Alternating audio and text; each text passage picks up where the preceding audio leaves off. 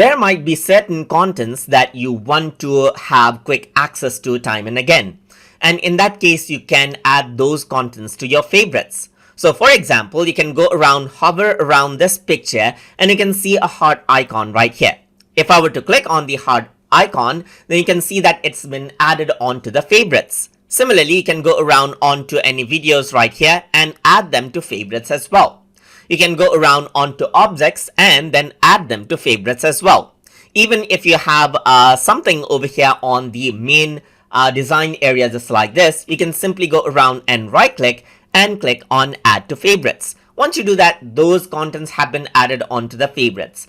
And to access the favorite content, you can go around onto the left side where you see favorites is an option. So if you were to click around over here, you can see all of the contents over here, the photos, the videos, the objects, the tree, as you can see. So you can just go around and have access to these objects, as you can see, and you can click and drag them out right here to bring it whenever you want. So just like this, you can see that you can bring in the objects whenever you want and then add in contents to your favorites so that you have access to it whenever you want with ease.